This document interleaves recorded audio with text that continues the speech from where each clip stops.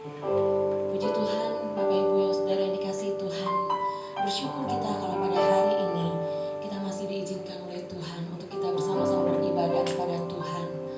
Kita menaikkan syukur kita kepada Tuhan karena kebaikan Allah yang luar biasa di dalam kehidupan kita. Kita mau tundukkan kepala kita, kita akan berdoa. Kita mohon supaya pengurapan Tuhan turun atas kehidupan kita. Kita mohon setiap dosa pelanggaran kita diampuni dan kita dilayakkan untuk masuk dalam ruang Maha Kudus Tuhan. Haleluya, haleluya Yesus. Kami bersyukur dan berterima kasih kepadamu Tuhan, karena Kau sungguh teramat sangat baik bagi kami. Kalau kami masih diizinkan untuk ada di tempat ini Tuhan, untuk bersama-sama beribadah kepadamu.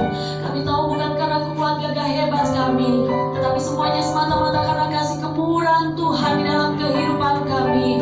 Oleh karenanya Tuhan, kami mau terus naikkan syukur kami kepadamu, karena Engkau sungguh teramat sangat baik. Dan saat ini Tuhan, sebelum kami masuk dalam hadirat Allah lebih jauh, kami mohon Tuhan setiap dosa pelanggaran kesalahan kami Kau ampuni Tuhan. Ampuni dan basuh oleh darah-Mu Tuhan. Dan biarlah Tuhan darah-Mu yang berkuasa menebus setiap dosa pelanggaran kami, sehingga benar-benar kami dilayakkan untuk kami boleh menikmati hadirat Allah yang Maha Kudus, untuk menikmati kemuliaan-Mu, untuk menikmati Tuhan persekutuan yang indah dengan Engkau. Kami mohon Tuhan, Engkau bekerja di tengah-tengah kami. Kami mohon Roh Kudus Engkau mengambil alih pekerjaan-Mu Tuhan. Dari awal, pertengahan, hingga pada akhirnya Engkau bekerja secara luar biasa. Lawatan-Mu terjadi baik bagi pelayan-pelayan-Mu, baik seluruh jemaat Tuhan. Kami boleh menikmati lawatan-Mu yang ajaib. Pekerjaan roja di udara kami ikat, patahkan, hancurkan di dalam nama Yesus. Roh Kudus saja yang kami izinkan bekerja. Hanya Engkau Roh Kudus yang kami izinkan bekerja di tengah-tengah kami. Nyatakan karya-Mu, nyatakan kemuliaan-Mu di dalam ibadah kami Tuhan. Sehingga Tuhan, ibadah ini bukan ibadah yang biasa-biasa, tetapi menjadi ibadah yang luar biasa. Karena Engkau Yesus, karena Engkau Roh Kudus bekerja secara luar biasa. Terima kasih Tuhan Yesus, terima kasih Roh Kudus. Kami mau masuk lebih jauh lagi Tuhan untuk menikmati hadirat-Mu. Kami mau masuk lebih jauh lagi Tuhan untuk memuji, meninggikan Engkau. Biarlah semuanya ini berkenan di hadapan-Mu. Biarlah semua pujian penyembahan kami Tuhan berkenan dan menyenangkan hati-Mu. Terima kasih Tuhan Yesus, terima kasih Roh Kudus. Haleluya, haleluya, haleluya Yesus. Glory bagi-Mu. Haleluya. Dialah yang maha besar, Dialah yang maha kuasa. Tidak perlu kita takut menghadapi hari esok. Tidak perlu kita khawatir menghadapi apa yang ada di depan kita. Karena Dia Allah yang sadar, Dia Allah yang senantiasa ada buat kita. Haleluya, haleluya.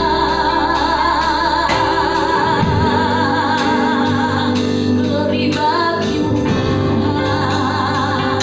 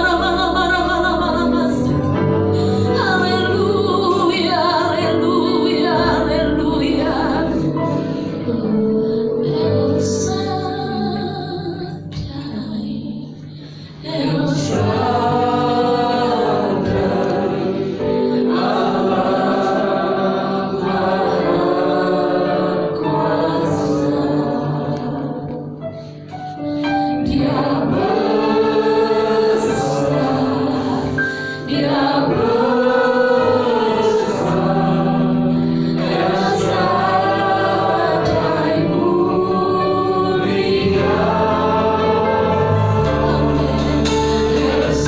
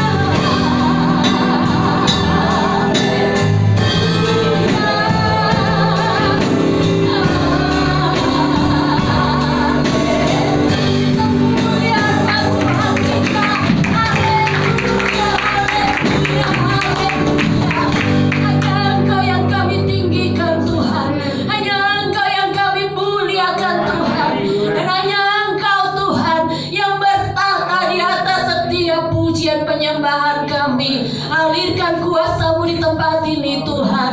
Biar Engkau lawat setiap kami. Kegerakan Allah terjadi, kuasa-Mu mengalir, kuasa-Mu nyata di tempat ini. Di dalam nama Tuhan Yesus Kristus, semua yang percaya katakan amin. Ada haleluya. Amin. Tuhan Yesus, Dia begitu baik di dalam kehidupan kita. Naikkan pujian ini, boleh nengok ke kanan ke kiri, katakan Tuhan Yesus baik. Amin.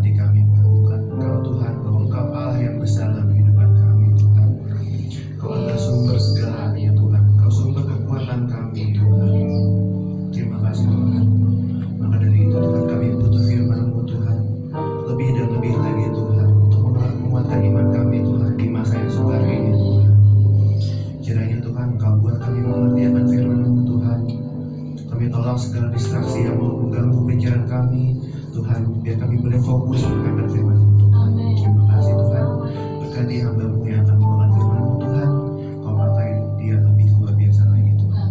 Kami siap untuk mendengar firman-Mu Tuhan. Di dalam nama-Mu kami berdoa mengucap syukur. Haleluya. Amin. Puji Tuhan, saudara duduk saudara yang dikasihi Tuhan, waktu selanjutnya sekarang firman Tuhan yang ada.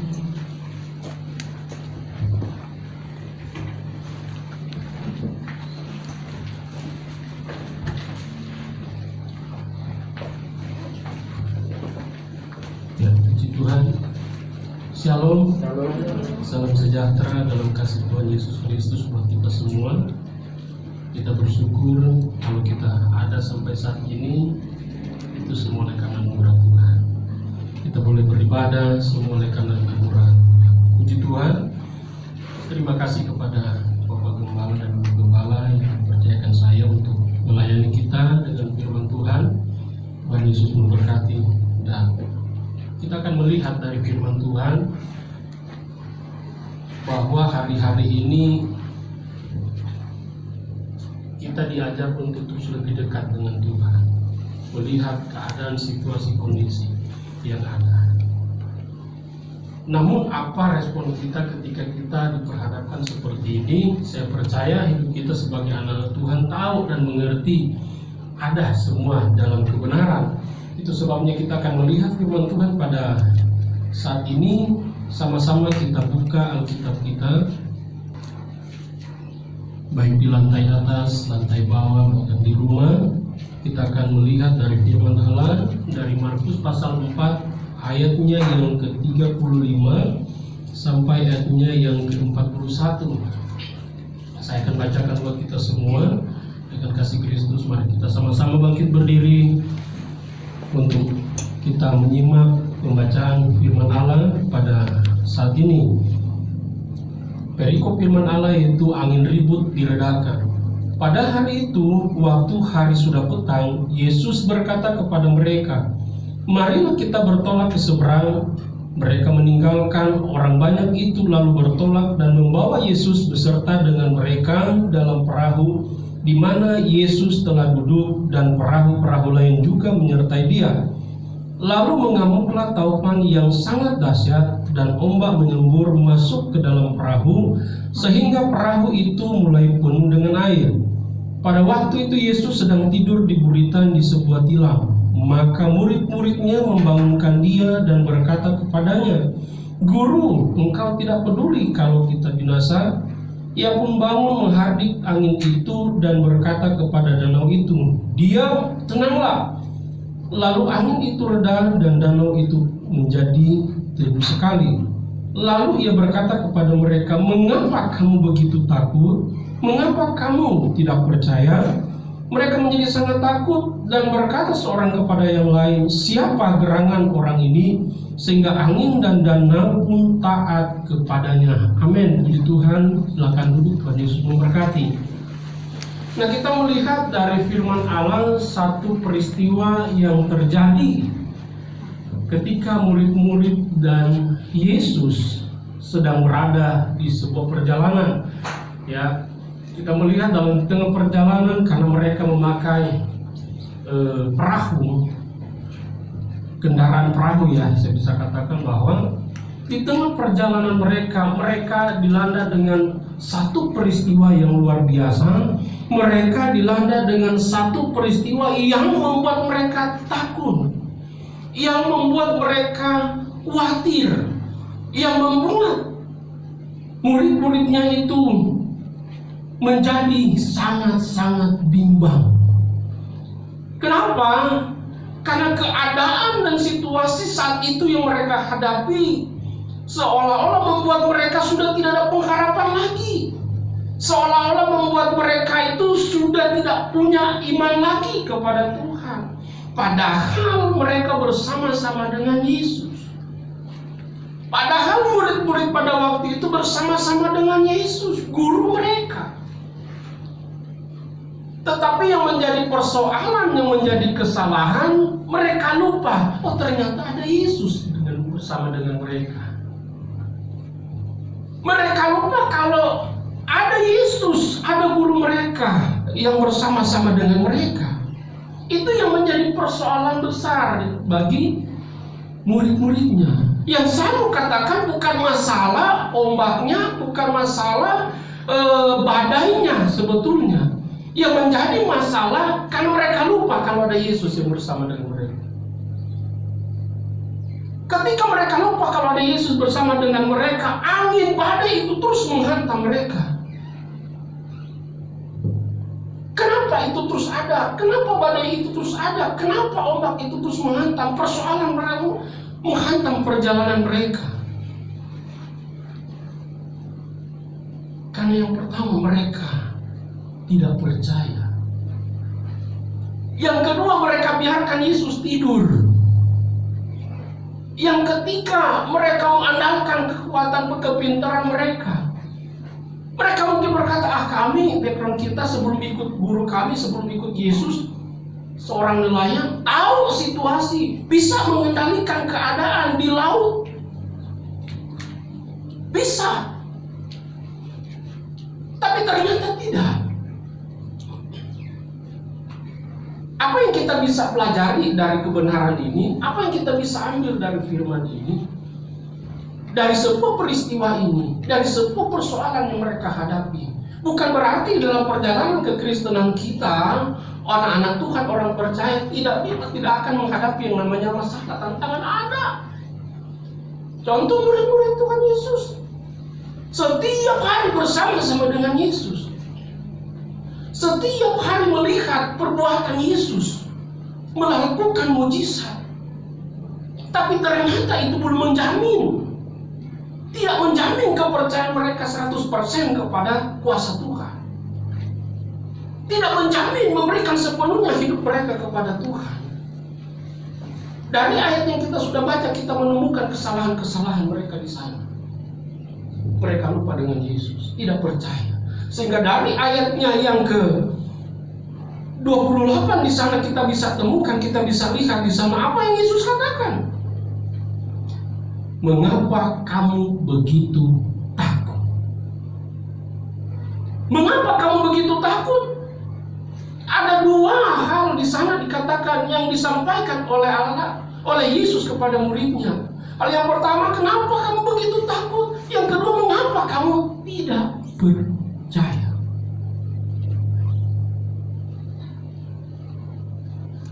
Jangan sampai kita sudah lama ikut Tuhan, terus ada perkataan itu di dalam hidup kita. Ada yang nanti berkata, kenapa kamu tidak percaya?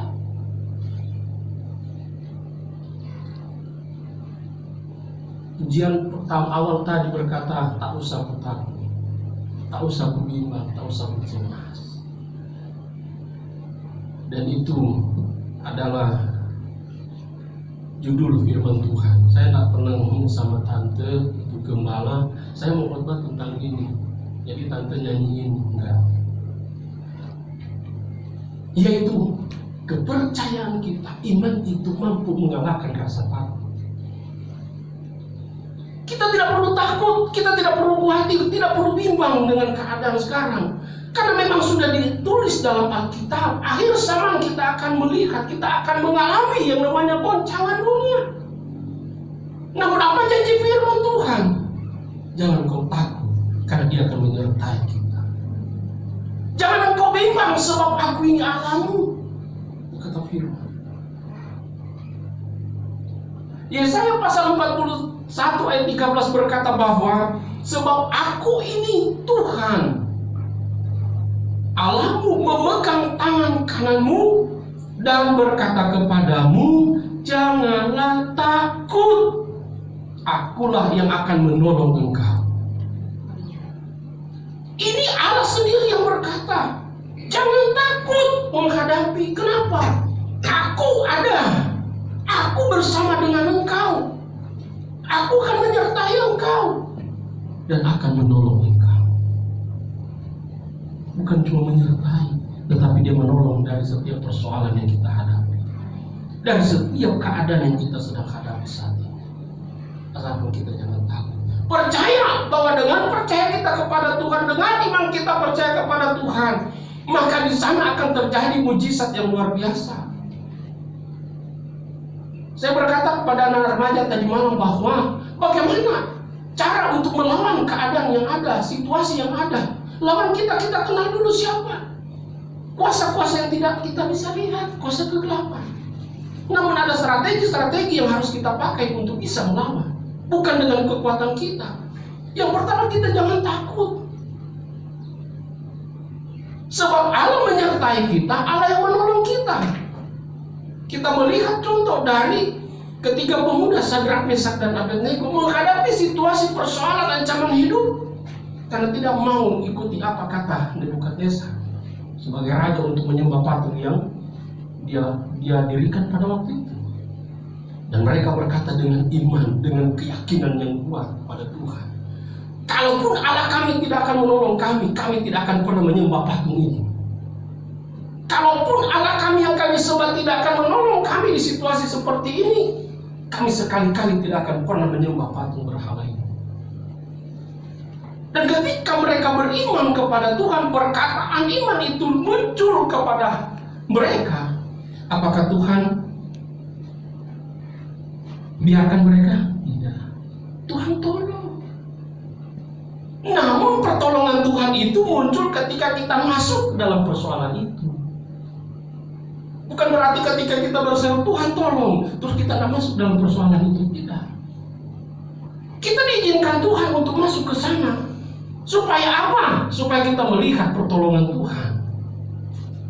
Sadrak, Mesak, dan Abednego diizinkan Tuhan masuk dalam hukuman raja itu, masuk dalam dapur api. Namun ketika mereka masuk di sana, kita lihat ada pertolongan Tuhan. Amin. Bukan berarti kita tidak akan menghadapi namanya masalah. Justru Tuhan berkata engkau harus masuk ke sana supaya engkau tahu kadar iman kamu sampai di mana. Sehingga dia berkata lagi, saya belajar kepada banyak burung raja wali. Dia tidak mau terbang kalau tidak ada badai. Dia tidak mau terbang kalau tidak ada persoalan angin yang kencang. Tetapi ketika dia lihat ada badai yang kencang di sana, dia masuk ke sana. Kenapa? Dia menguji kekuatannya sampai di mana. Sehingga kita dikatakan dia seperti kuat seperti raja wali. Jangan takut. Dengan iman, dengan percaya kita mampu mengalahkan ketakutan. Orang takut itu wajar. Ya, siapa yang di antara kita yang tidak pernah takut? Ada. Saya sendiri kadang ada takutan, kecemasan. Namun saya nggak mau jadikan itu menjadi sebuah ketakutan yang luar biasa. Dengan keadaan sekarang ini yang membuat kita rasa takut kita luar biasa. Ya, ketika kita menghadapi situasi seperti ini, keadaan yang ada, orang batuk, orang bersin, sudah takut. Ya, padahal itu sudah ada sebelum ini corona ada. Ya, kita bukan menganggap enteng ini, kita waspada, berjaga. Namun kita jangan terfokus ke sana. Tentu ketika dalam pelayanan baru mulai online semua, karena kami cuma baru satu keluarga, 1,5 lah saya bisa katakan. Saya ke sana kunjung di rumah. Ketika sampai di sana, kenapa Bu? Panas. Wow. Sakit. Tapi kita harus layani. Saya mau hilangkan rasa takut, rasa cemas itu dengan keadaan yang ada. Kita ibadah, habis itu pulang rumah anak kami yang panas. Itu kan sudah membuat, waduh, ini jangan-jangan. Tapi saya berusaha tidak. Panas itu sudah dari sononya ada. Batuk pilek itu sudah sononya ada. Minggu berikutnya kami datang lagi, kami nggak pernah karena sakit kami tidak datang, kami tetap datang. Minggu berikutnya, akhirnya mereka berkata, Pak, kita ke rumah aja deh, ibadah di rumah, jangan Pak Gembala di sini, nggak enak. Oh ya sudah, terserah. Yang datang cuma adiknya, katanya, abangnya mana? Sakit Pak, sakit apa? Itu sesak napas, panas, pilek. Karena memang waktu itu dia baru sampaikan, Pak bantu doa, karena komandan kita baru terpapar COVID-19. Karena dia adalah seorang PNI dan terus kita berdoa. Terus abangnya gimana? Ya itu sesak nafas, bagaimana bantu doa. Wah, saya sudah salaman sama dia. Dia kan satu rumah. Tapi tidak. Saya bilang ini iblis mau coba ganggu saya. Ini iblis mau coba ganggu iman saya. Di Tuhan, kita doa, dan kita doa. Minggu berikut datang keluarga, sekeluarga sehat semua. Kami sehat semua. Kenapa? Saya mencoba hilangkan rasa takut saya dengan saya tetap percaya kepada Tuhan. Kalaupun Tuhan izinkan itu ada, itu sudah seizin Tuhan. Dan saya percaya janji Tuhan, Dia akan menolong saya. Kalaupun kita diizinkan untuk melalui persoalan masalah itu, jangan takut, kata Yesaya tadi. Aku akan memegang tangan kananmu, aku akan memegang engkau dengan tangan kananku. Dan aku akan menolong engkau. Apakah masih kurang kepercayaan kita kepada Tuhan? Jangan pernah takut menghadapi situasi. Memang Tuhan akan izinkan kita masuk ke sana. Tuhan akan izinkan kita masuk dalam masalah persoalan itu, supaya kita tetap berpegang kepada kebenaran.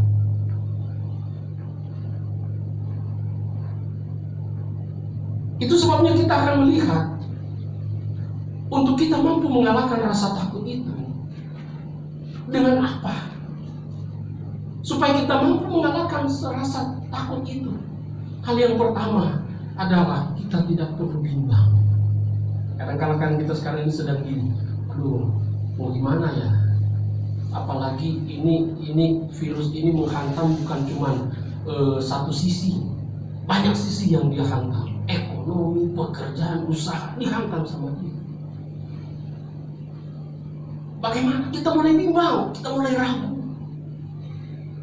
Tetapi firman Allah berkata, jangan bimbang. Dalam Yesaya pasal 41 ayat yang ke-10.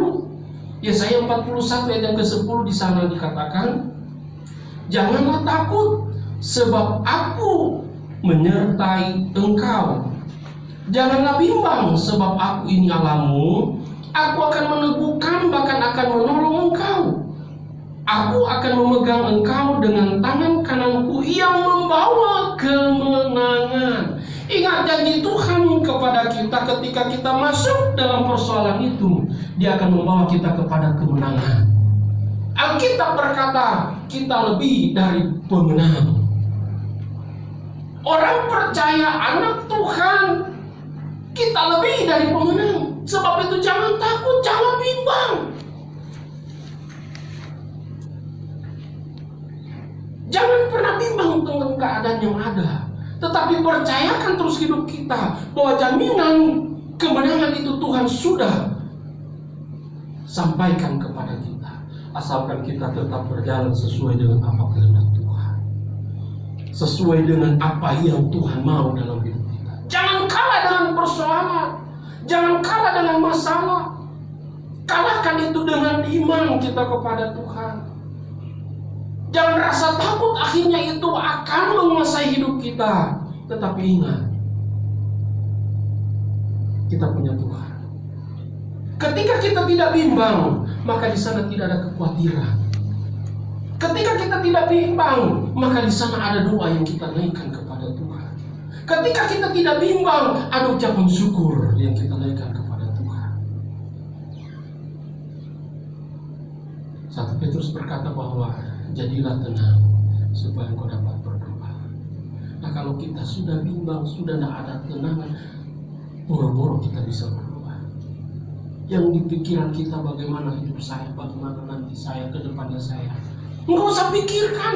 Tuhan bilang kesusahan hari esok itu tidak sama seperti hari ini. Yang Tuhan mau lihat adalah percayamu kepada Tuhan. Engkau mungkin hari ini menghadapi persoalan yang berat, yang besar, yang berat, tetapi besok Tuhan bilang engkau akan diberikan kelegaan oleh Tuhan. Sampai engkau datang kepada Aku.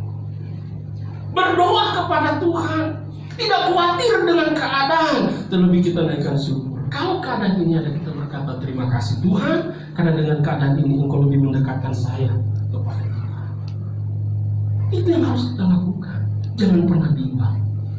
Karena orang bimbang dia hidupnya khawatir. Orang yang bimbang dia tidak akan bisa untuk berdoa. Orang yang bimbang dia tidak ada ucapan syukur kepada Tuhan.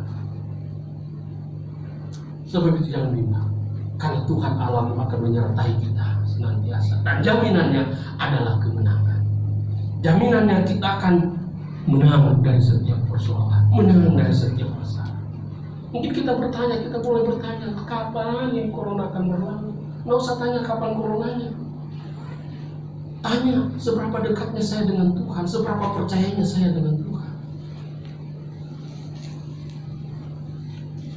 Orang berkata, nanti 2001 mulai produksi vaksinnya. Masih lama, masih berapa bulan.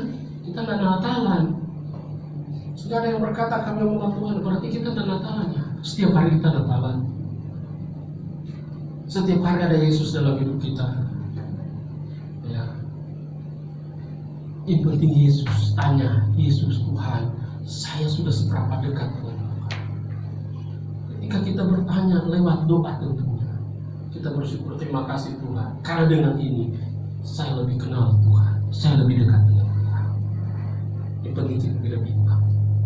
Lalu yang kedua adalah supaya kita bisa mampu mengalahkan rasa takut, rasa cemas, rasa khawatir ini adalah pandang terus kepada kekuasaan Tuhan. Jangan pandang kepada masalah. Kadang-kala salah kita adalah memandang masalah itu. Murid-murid Tuhan Yesus pada waktu itu bukan pandang Yesus, tetapi memandang persoalan yang ada. Ini angin, badai, kencang, kami akan mati, kami akan binasa. Yang mereka lihat adalah persoalan. Mereka lupa ada Yesus yang bersama dengan mereka. Kadang-kala dalam perjalanan hidup kita, kekristenan kita seperti itu. Saking beratnya masalah, saking beratnya persoalan, kita lupa ternyata ada Yesus. Murid-muridnya mengalami hal seperti ini. Mereka tidak pandang lagi kepada kuasa Tuhan, padahal setiap saat, setiap hari bersama dengan Yesus. Melihat perbuatan-perbuatan Tuhan yang ajaib. Mereka lupa kalau ada Yesus.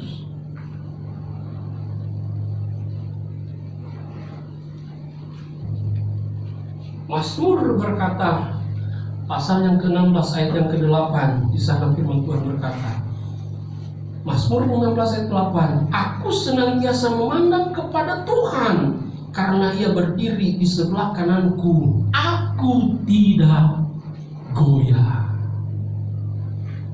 Kalau kita memandang terus kepada Tuhan, pandang terus Tuhan, masalah ada, memang di depan kita itu banyak, rentetan masalah itu banyak, tapi kalau kita pandang Tuhan, masalah itu akan membawa kita lebih dekat dengan Tuhan. Tapi kalau kita pandang masalah itu akan membawa kita jauh dengan Tuhan. Luntur dari murid-muridnya.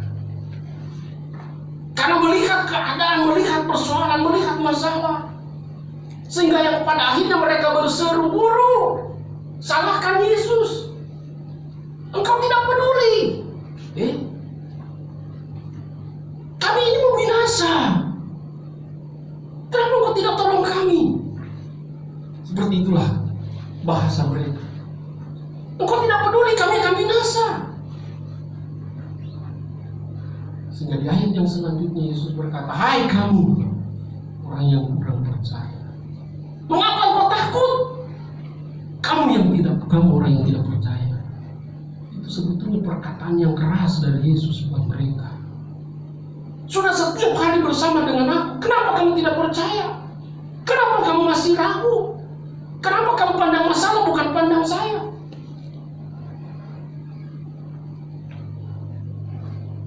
Pandang terus Tuhan. Ketika kita memandang Tuhan, ketika hidup kita terfokus kepada Tuhan, maka di sana akan timbul iman, percaya yang kuat. Ibrani berkata bahwa seperti saung iman kita yang dilampukan ke dasar laut, yang ditancapkan ke dasar laut. Apa itu saung? Sebuah jangkar, walaupun kapal begitu besar, ketika dia berlabuh, yang menahan dia itu jangkar yang kecil, menahan kapal yang begitu besar.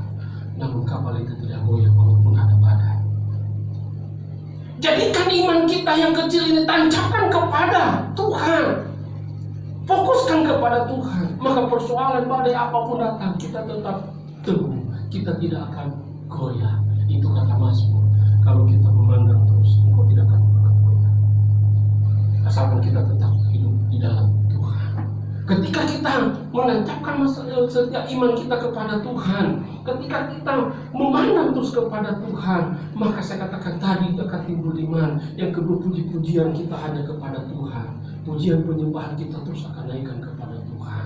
Ketika Paulus dan Silas ada di penjara Filipi, persoalan besar apa yang mereka lakukan di sananya, mereka beriman kepada Tuhan dan menaikkan pujian kepada Tuhan. Lewat pujian, kuasa itu mampu mengalahkan persoalan yang mereka sedang hadapi.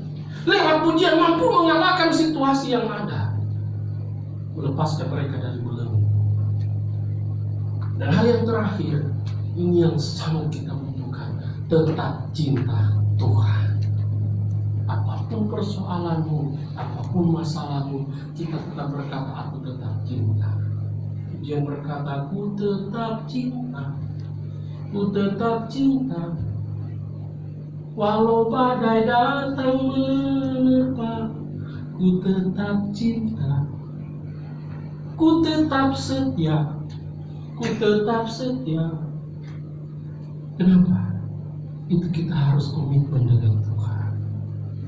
Ketika kita mau berkata, Tuhan, saya mau tetap setia di situasi apapun. Saya mau tetap setia mengiringi Engkau. Saya tetap mau setia melayani Tuhan. Apapun keadaannya, saya mau setia seperti Yesus setia sampai pada akhir. Bahkan dikatakan oleh firman Allah sampai dia mati di kayu salib, membuktikan kesetiaannya untuk menyelamatkan kita orang berdosa. Masakan kita yang sudah diselamatkan, kita tidak mau setia kepada dia cuma karena persoalan, cuma karena masalah. Tapi firman Allah berkata tetap setia. Karena orang yang cinta Tuhan, Mazmur berkata, dia akan suka dengan firman. Mazmur 1 ayatnya yang kedua. Tetapi yang kesukaannya ialah Taurat Tuhan, dan merenungkan Taurat itu siang dan malam. Orang yang cinta Tuhan, dia setia, dia suka akan firman, dia suka akan kebenaran, dan dia terus akan merenungkan itu dalam hidupnya. Sehingga bagaimana Tuhan berkata kepada Yosua, kalau engkau dengan setia mengikut aku, kalau engkau dengan setia melakukan firman, engkau dengan setia merenungkan firman, maka perjalananmu akan kubuat berhasil, perjalananmu akan kubuat beruntung. Itu janji Tuhan.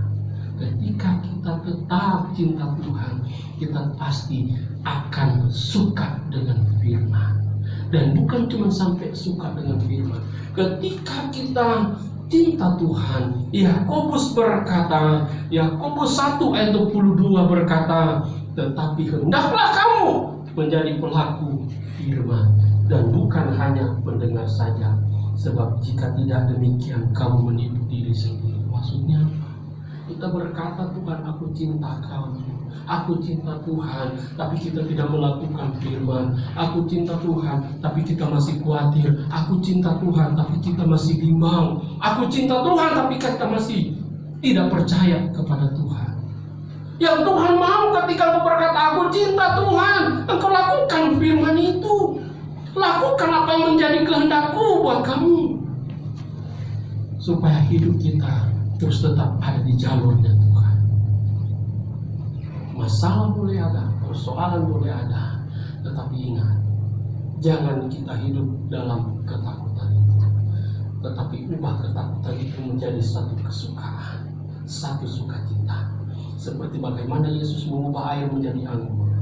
Anggur berbicara sukacita, namun pada waktu pesta masih berjalan, anggur itu habis. Sehingga orang-orang yang pada waktu itu yang melakukan pesta itu takut, cemas, khawatir. Ini masih banyak tamu, sudah habis anggur, sudah habis minuman, bagaimana ini? Takut ini, sudah khawatir, sudah cemas. Tetapi ketika Yesus hadir di situ, bukan berarti Yesus langsung menolong, tapi Yesus berkata, sudah buatlah apa yang dikatakan Yesus. Bahkan Yesus berkata kepada ibunya, waktuku belum tiba. Yang mereka butuh hari itu, saat itu. Tapi dia berkata kepada ibunya, waktuku belum tiba. Tetapi karena ibu Yesus tahu tentang Yesus, dia berkata kepada pelayan, pokoknya apa yang dikatakan, lakukan saja. Memang kadang tidak masuk akal. Tuhan yang mereka mau anggur, tetapi Yesus berkata, berapa tempayan di sana, ada 6, isi dengan air. bisa mereka debat. Yang kita butuh anggur bukan air. Tetapi karena mereka sudah mendengar perkataan dari Maria dan mereka lakukan. Setelah diisi air, hal yang kedua disuruh cendok, goyang. Nggak ada campuran apa-apa. Apa yang mau dicampur di sana? Tapi mereka tetap lakukan.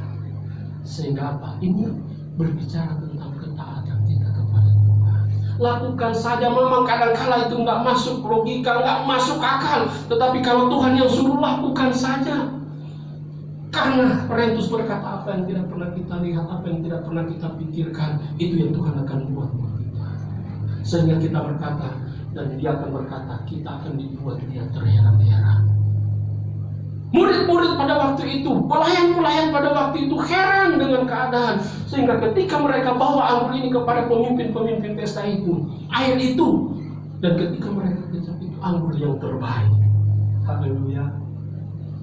Ternyata di situasi seperti itu Tuhan memberikan yang terbaik. Asalkan apa? Kita lakukan firman, kita lakukan apa yang Dia mau. Dia suruh kita kerjakan. Tidak usah berbantah dengan Dia. Kadang-kala itu memang tidak masuk. Kadang-kala itu memang bertolak dengan kita. Karena kita tidak bisa menyelami pikiran Tuhan. Apa yang Tuhan mau buat itu kita tidak tahu. Namun apa yang Tuhan sudah rancangkan itu sesuatu yang baik. Sesuatu yang baik untuk kita. Sebab itu tetap cinta Tuhan. Jangan pernah bimbang. Pandang terus kepada Tuhan. Kupandang hari esok. Karena esok ada berkat tersendiri buat kita. Dan esok berkat tersendiri juga. Berkat hari ini belum tentu saya dapat untuk besok yang sama. Haleluya. Persoalan hari ini belum tentu persoalan yang sama saya akan dapat untuk besok. Mungkin lebih berat lagi. Atau mungkin kita tidak menghadapi persoalan. Kita tidak tahu. Yang penting Tuhan mau lakukan firman. Bukan cuma jadi pendengar, tetapi lakukan firman.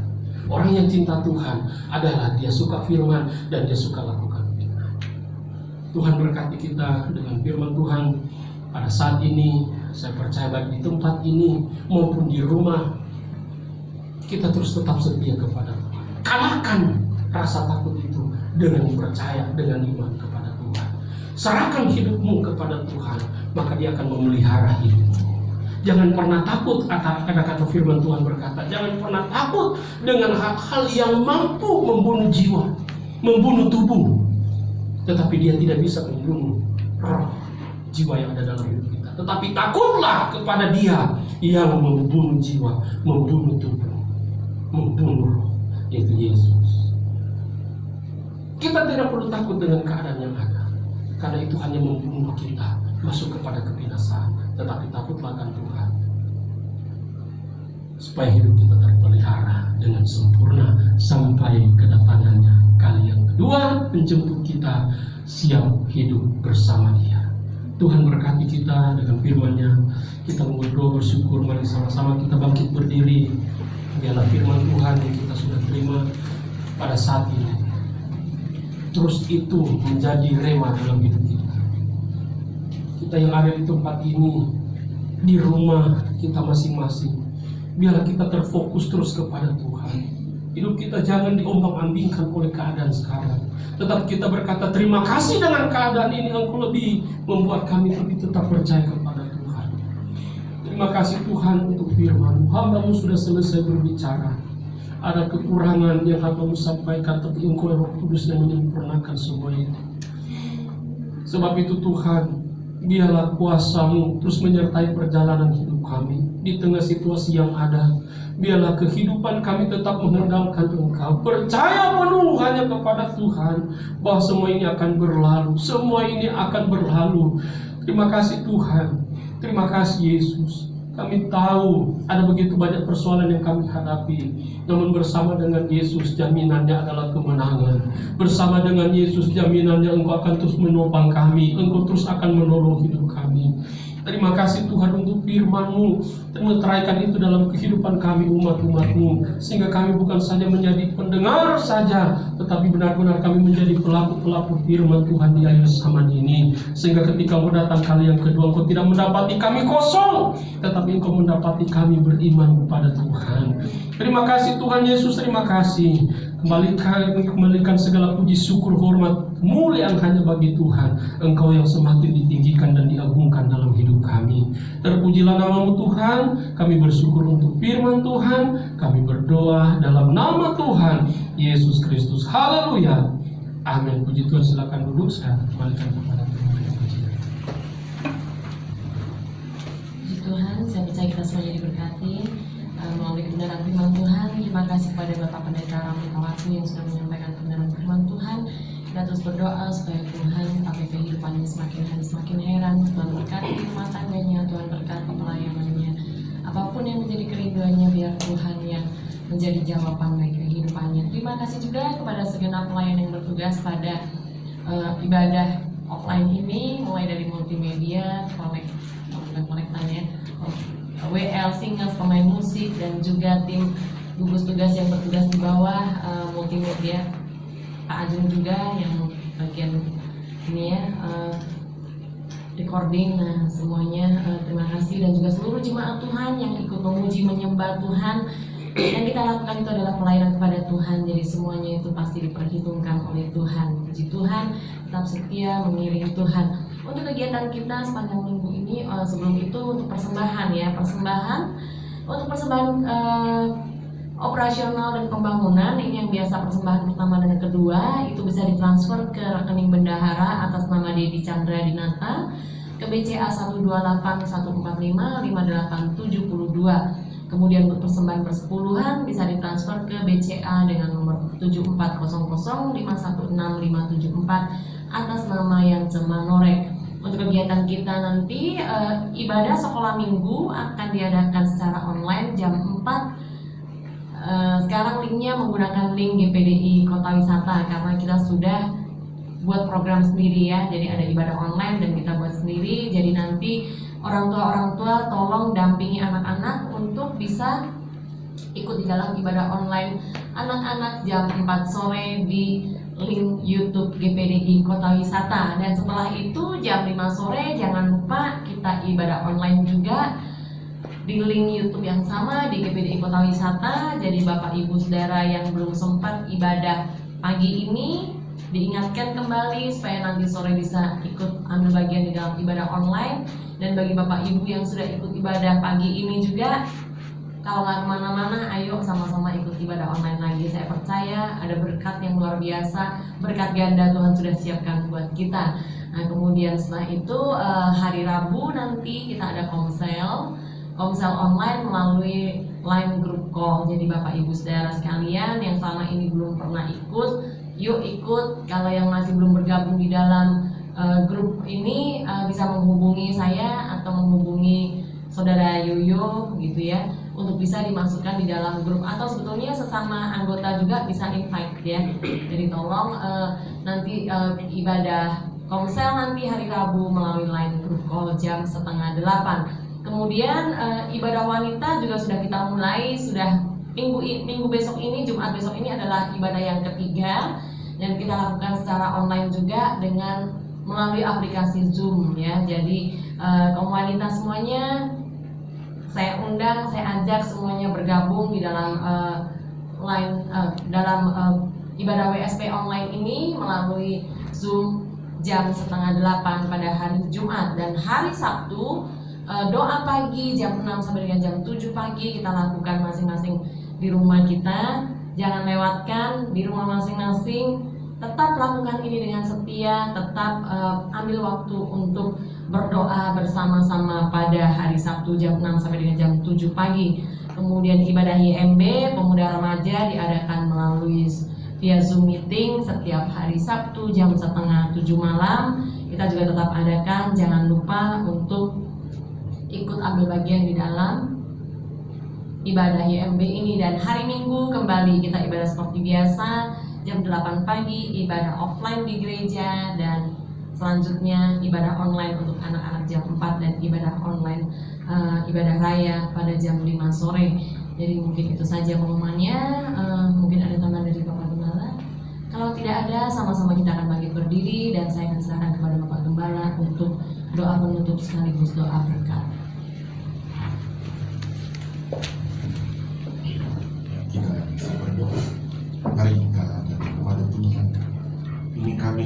Kamu ya Bapa di sorga, kami datang kepadamu. Engkaulah pengasih penyayang bagi kami. Daripadamu lah Tuhan perlindungan bagi kami. Daripadamu lah Tuhan segala sumber berkat bagi kami. Sebab itu hamba menyerahkan segala aktivitas kami ya Tuhan, baik aktivitas dalam pelayanan pekerjaanmu di tempat ini sepanjang minggu ini, aktivitas anak-anakmu Tuhan di dalam rumah tangga, dalam pekerjaan, dalam pendidikan sepanjang minggu ini Tuhan, atau aktivitas apapun. Sebelum kami laksanakan segala aktivitas kami datang menyerahkan ke dalam nama Tuhan Yesus Kristus, sehingga segala aktivitas yang akan kami kerjakan, kami lakukan, dapat berkenan kepadamu ya Bapa di sorga, dan Engkau memberkati. Terima kasih, biar mulut kami penuh dengan kesaksian, penuh dengan Tuhan pengalaman-pengalaman dengan Engkau sepanjang minggu ini. Kami menikmatinya bersama dengan Engkau. Engkau pertemukan kami kembali di tempat ini di minggu yang akan datang, untuk bersama-sama menikmati Engkau, menikmati berkat-berkat-Mu, menikmati hadirat-Mu di tempat ini. Terima kasih Bapa, kami bersyukur untuk ibadah kami saat ini. Kami mau terima berkat. Mari jemaat Tuhan di lantai ini, di lantai bawah, juga di rumah, mengangkat tangan kanan, mengangkat tangan kita. Kita terima berkat dari Tuhan. Ini kami anak-anak-Mu ya Bapa di sorga, mengangkat tangan kepadamu adalah terus pengakuan iman kami kepadamu, bahwa keselamatan hanya ada di dalam nama Tuhan Yesus Kristus. Engkau juga yang menjadi sumber segala sumber berkat bagi kami, yang memberkati kami dengan berkat-berkat rohani, juga berkat-berkat jasmani secara luar biasa. Saudaraku, terimalah berkat daripada Allah Bapa, cinta kasih sayang daripada Tuhan Yesus Kristus, penghiburan persekutuan kuat kuasa, urapan-urapan baru dari Roh Kudus memenuhi, memberkati kita semua saat ini sampai Maranatha, Tuhan Yesus datang kembali menjemput kita semua. Taruh tangan di dada, naikkan pujian.